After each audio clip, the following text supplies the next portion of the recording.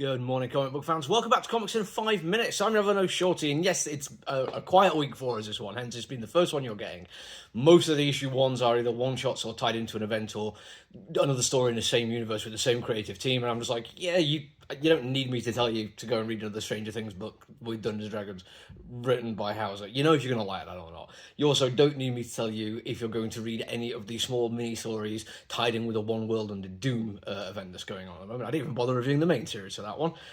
So, instead, we're going to take a look at Zatanna, and I'm really looking forward to this one. It's Jamal Campbell, and for people who don't know, he is the artist on Far Sector, which you did with N.K. Jemisin. An absolutely brilliant comic book, thoroughly enjoyable, played around with the idea of space cops very, very entertainingly, and looked amazing. Like, the artistry was one of my main reasons for, like, really, really falling in love with it. I mean, I'm a fan of Jemisin anyway, but Jamal has his knack for taking exceptionally fantastical worlds. The fact that this is a brand new area of the DC universe going to explore meant he got to create entire alien species and alien worlds and populate them, and it was an absolute feast for the eyes.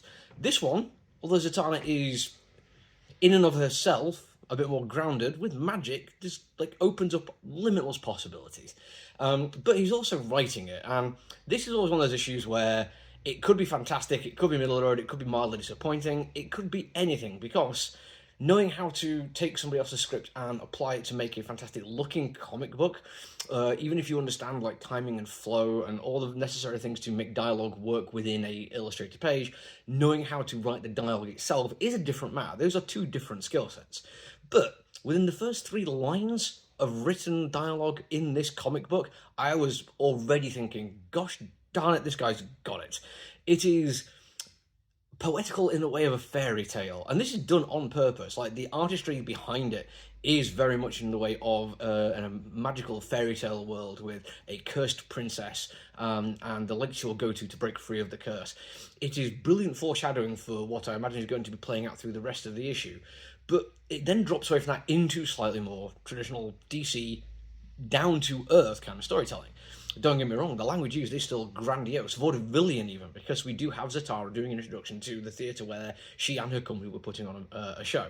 And she speaks about it in exceptionally grand and eloquent ways. It is wonderful to see it written down like huge blocks of text, but still flows and still reads like there is care and attention put into every single aspect of it.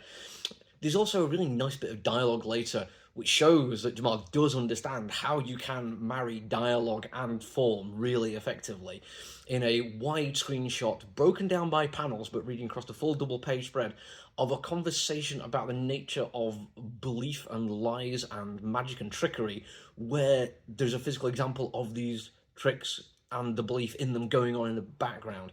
It is wonderful visual storytelling. Unfortunately, there's a slight, I don't want to say like it's a bad thing. This, in fact, might just be a me problem. I'm kind of curious if one of the people when they're reading Zatanna comic books actually stop and work out by reading backwards what the spells are and how they're interacting with the world when Zatanna says them. I'm not sure if everyone does. I think some people will just be like, oh, she's casting a spell. Like, when I am reading a work of high fantasy and there's a name of a city which is really quite complicated with 3 pieces of punctuation within the name of the city, I won't bother trying to work out how that would be pronounced. I just in my head go, oh, the city called Flinnanina. And every time I see the city written down, my head will go, Flinnanina. And I won't worry about what's actually being written down. And I think a lot of people probably do that with Zatanna. I don't. I actually do try to work out what the spells are. And unfortunately, that does slow me down. I think if it was done mirror writing, I might be a little bit quicker, but backwards, and each word being in order but written backwards, tends to just slow me down a little bit. And that does affect pacing. Now, I'll say this is almost certainly a me problem.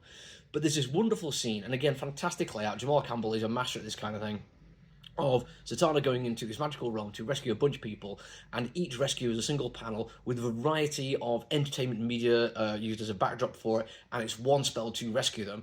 And it should have been this, in fact it is, this beautiful, wonderful moment of so much action and adventure going on in one compact piece of space to show how much she is capable of doing with her amazing abilities, and just how amazing the world is that she's gone in. But I stopped at every single one, and it did slow me down. So that is mildly frustrating. But again, me problem. Other than that, No notes whatsoever. Fantastic characterization. The coloring goes from nice, soft, pastely when it needs to be to deep, dark, rich to effervescent glow. Whenever it needs to change, it does, and he knows exactly what he's doing with it. I have so few things to complain about this one. Just go and get it. It's amazing. You're going to love it. That's it from me for now, though. Until I see you all again. Look after each other, everyone. Stay safe. Bye.